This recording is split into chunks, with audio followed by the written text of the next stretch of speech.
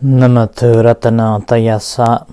May I pay homage to Triple Zem, the Buddha, Dhamma, and the Sangha. My respect goes to my parents and my teachers.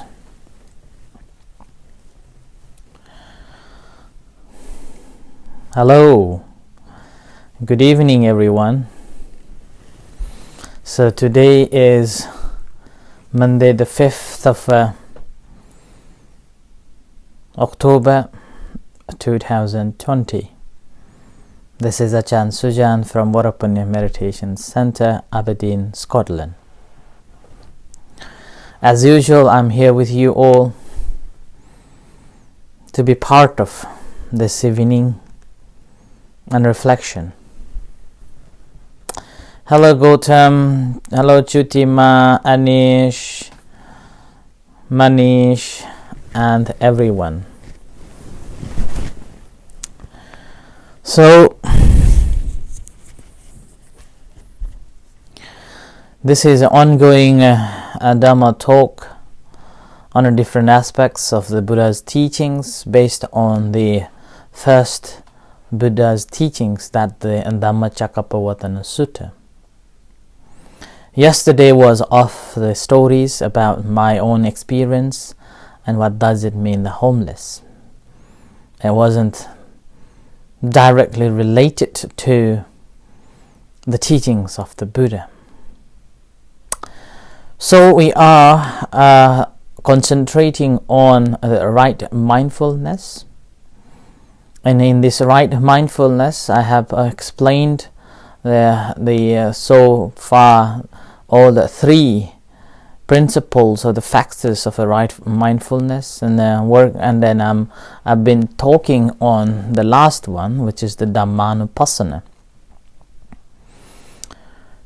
In this dhammanupassana, I have also explained on the 5 aggregates, 6 senses, sattabodhangas, and the 5 hindrances. I didn't speak because I have already spoken on that about 6 or 7 days last 2 months ago, in which you can go and listen from YouTube, Varapunya Buddhist Meditation Center YouTube channel.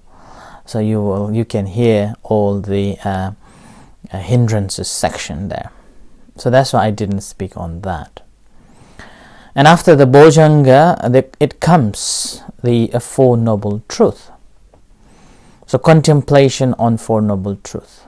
And now, in the right mindfulness, the section Dhammanupassana, and in that Dhammanupassana, the contemplation of the Four Noble Truth is so vast and so huge in the collections. And if you want to know in detail explanation about the Four Noble Truth, you will get there direct information about it. And the Four Noble Truths are, it's called dukkha, which is suffering or disappointment. Although people say that the translation for dukkha, the suffering, is insufficient, and disappointment is somehow more closer. But dukkha, again, is famously known and translated as the suffering. The second is dukkha samudaya, or the cause of the suffering, a cause of a dukkha. And the third is a nirodha, dukkha nirodha. Nirodha means the cessation. And dukkha nirodha is cessation of the dukkha, the suffering. The third one. And then the fourth is dukkha nirodha gamini patipada. So patipada is the factor of working, your practice. Gamini means going. Dukkha nirodha gamini patipada. Nirodha gamini, for the cessation of, the path for the cessation of suffering, or the cessation of suffering. The path to the cessation of suffering is known dukkha nirodha gamini patipada, or short form known as the magga. In a short form and in a normal understanding, the Four Noble Truth is there is a suffering. There is a cause of a suffering. And this suffering can be ended. And the last, there is a way to end the suffering. And now the current psychologists, those who have studied Buddhism and Buddhist philosophies and Buddhist psychologies, have translated this Four Noble Truth from the negative connotation to the positive, saying there is a happiness and there is cause of a happiness, and happiness can be achieved, and there is a way to attain the happiness. And there's another way of translating the Four Noble Truth.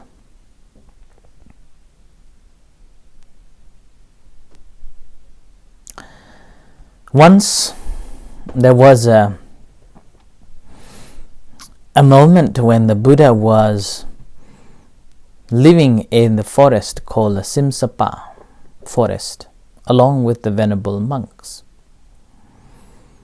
And one afternoon, Buddha picked up a handful of leaves from the Simsapa forests and then pointed to the venerable monks, saying that, monks, what do you think between the leaves in my hand and the leaves in this forest? Which one has a greater amount of the leaves? And obviously the leaves in your hand will be limited compared to the leaves in the forests. So the monks replied to the venerable to the Buddha, saying that, my Lord, the leaves on your hand are very, very limited and small amount compared to the leaves on the forest.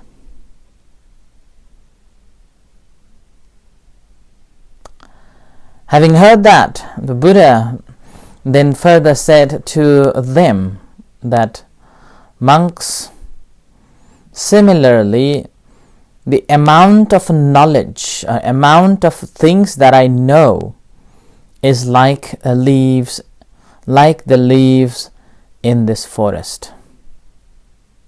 Now think about it. How much knowledge is that?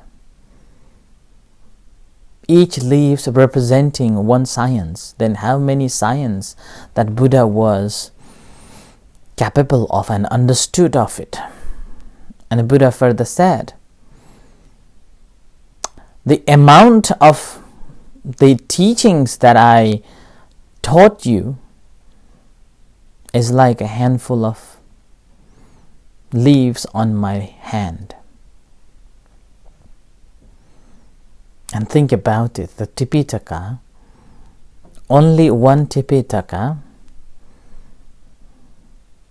according to the division in Thailand, is divided it into 45 volumes. The Vinaya Pitaka, Sutta Pitaka, Abhidhamma Pitaka. And this vast knowledge, and it has been over 2,000 years, people and monks have studied and analyzed and tried to make sense of it. And even still now, scholars and practitioners, whether Buddhist or non-Buddhists, still trying to make sense of what the teachings meant. And this whole teachings, Buddha said, it's a handful. Isn't that amazing? Isn't that beautiful to know that how much knowledge out there that one can gain. And the handful, so the Buddha said, handful of a knowledge that he gave to his disciples, and yet becomes such a vast knowledge. One can study in this vast, this Tipitaka, any subject, if you may say.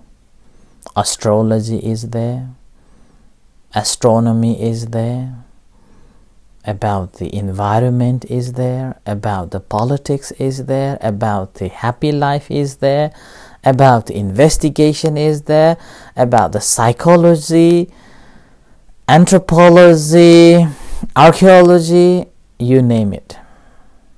Economy, politics, you name it.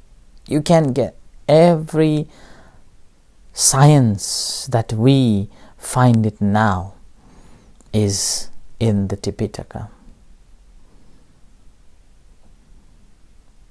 And yet, Buddha said it is a handful of leaves. And he further said, what is this handful of teachings that he taught to the disciples? And he said, and that handful of a teaching is not anything other than Four Noble Truth. And what is the Four Noble Truth? There is a suffering, the dukkha. There is a cause of dukkha. The dukkha can be ended, and there is a way to end the dukkha. He further explained it into even more concise. He said, there is a dukkha and there is an end of the dukkha. And that's all what he taught throughout his time. And that is why I took my view on the Buddha's teachings, that the entire his teachings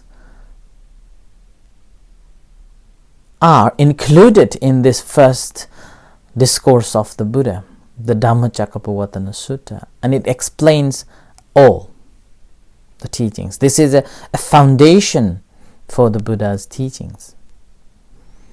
And this whole Four Noble Truth is basically here. And in a Satipatthana, when we discuss or when we learn the Satipatthana meditation on the dhammanupassana, it comes the Four Noble Truth. Some could ask why there is this Satipatthana. In the Satipatthana there is a Four Noble Truth. But in fact, the entire Satipatthana is about the Four Noble Truth. Entire Satipatthana practice or the instruction is basically to understand the Four Noble Truth. But here, at the end of this, from the beginning of contemplating of your body, feeling, mind, and the Dhamma, at the end, the Four Noble Truth is basically the ultimate teachings that one has to reflect, recollect, and understood it properly. The very moment once you have fully understood this Four Noble Truth, then you're enlightened. You fulfill your journey. You become Arahat. So that's why in Satipatthana, this Four Noble Truth comes at the end of this sutta, explaining what is the Four Noble Truth and how one should contemplate on Four Noble Truth.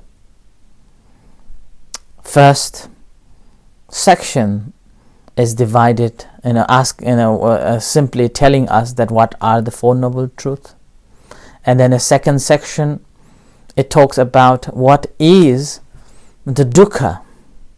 The first Noble Truth, dukkha, is about. And it goes on saying that jati bi dukkha, jara bi dukkha, maranam pi dukkhang, soka parideva dukkha, domana supaya sapi dukkha. Go on. And the end saying panchupadhana khandha dukkha. The attachment to this 5 aggregate is the suffering. Starts off the suffering, or the dukkha starts off from saying being born is dukkha, being born is suffering, getting old is suffering, even going to die is suffering. And obviously sorrow, lamentation, pain, grief, despair, these are suffering we already know. With the end saying our attachment to this 5 aggregate is called the suffering. Yeah? So then this is the second way of explaining this for the dukkha. And further on, in order to get more details and go into the deeper meaning of the suffering, in the Satipatthana explained further on, saying that what is the birth, that is dukkha. And they'd go on, ya te sang santi satinikaya, like that. Go on saying that being born is dukkha, being born is suffering, getting old is suffering, and we have to learn. Jirana means this decaying, making us getting old. And when this gets decaying, then that moment we didn't want to get old. That's why cosmetic surgeries are the multi-million business nowadays. Especially the ladies, they don't want to see any wrinkles in their face, so they go on spending thousands of pounds to remove the wrinkles to make them beauty. And they also, first call, recently I got one word saying they inject in your skin to make the skin more younger, Botox, or plastic surgeries. And that's simply, we do not want to get old. And that's also explained like that. And what is the death that causing a suffering? And then what is the sorrow, lamentation, pain, grief? So it goes on little in detail explaining that why we feel those as a suffering. Okay, so there are 3 stages of going into the deeper understanding of each sections of this 4 Noble Truth. Similarly, second Noble Truth is the cause of the suffering.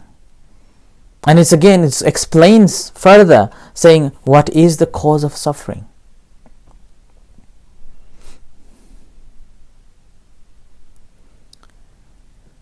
And further on, there's 3 stages like that, explains. And this section is one of the largest section, because it explains the cause of arising the sufferings are so vast.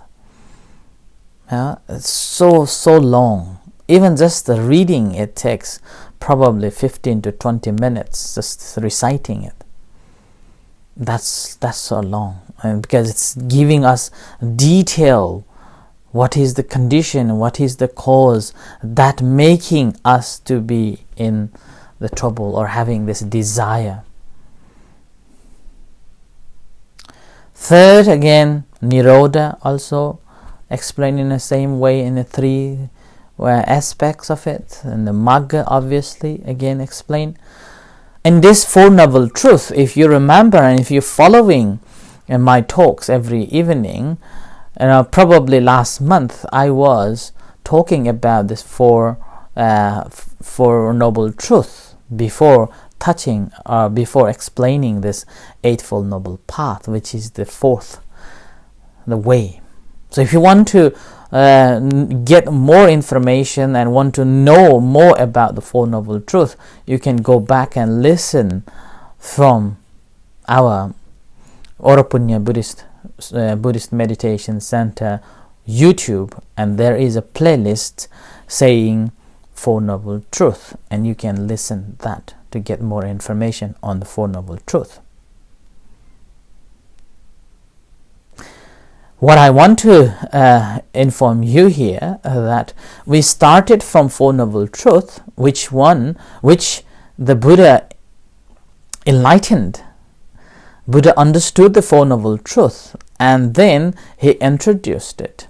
And along the way, we've been working on that. What is the dukkha? What is the cause of a dukkha? What is the cessation of a dukkha? And there is a path to end the dukkha, and where in this path is called Eightfold Noble Path that I have been explaining, from the Samma Ditti and then so on until the right mindfulness. And the last one is a right concentration, which I'm going to speak probably tomorrow.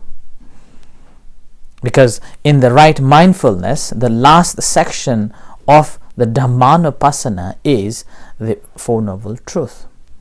And you see, the Four Noble Truths will repeat so many times here within this the sutta. Number one, Buddha talked about he attained the Four Noble Truths. That's the first time. And the second, when you touch the right Samma Ditti, right view, at that time again, what is a right view? And the Buddha is talking the right view is having right understanding of the Four Noble Truths, right? So Four Noble Truths repeats again in this, at the right understanding. And in that right understanding, again, if you go back and listen, you will realize the right understanding is understanding of a Four Noble Truths. And again, within the Four Noble Truths, the last one comes again, Eightfold Noble Path. So it's round again. And then when you are studying on this Eightfold Noble Path, at the end, the right mindfulness, in the right mindfulness, the dhammanupassana, again, the Four Noble Truths repeats.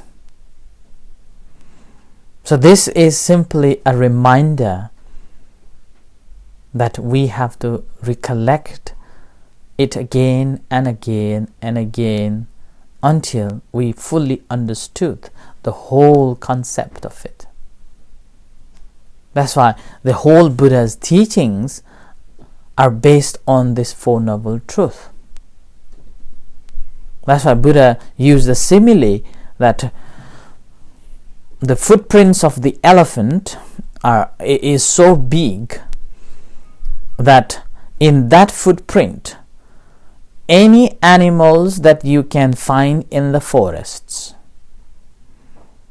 all those animals' footprints will be inside this elephant footprint. There is no footprints bigger than the elephant's. So as a result of that, Buddha said that doesn't matter how many principles and teachings are there. After he had taught for 45 years, he again was one of the most successful teacher, and died with no any other causes, like compared to any other religious teachers, like Moses. He was again troubled, and then Jesus, he was crucified, and Muhammad again, he was troubled, and then Sikh, Guru Nanak, he was killed, and so on. Yeah? So that's why Buddha was the only successful religious teacher who traveled for 45 years, and you will not find any religious teachers who traveled that vast land for that many years and with the peaceful masses. No war, no conflict, which compared to other religion always conflict. Okay, there's always conflict, and all the religion developed out of a conflict, whereas Buddhism developed out of kind and compassion. So that's why Buddha was able to live for 45 years and taught so many vast teachings, and yet Buddha said that all the teachings are included in this Four Noble Truth. So this Four Noble Truth, the Buddha himself compared it as the footprints of an elephant, where everything will be included.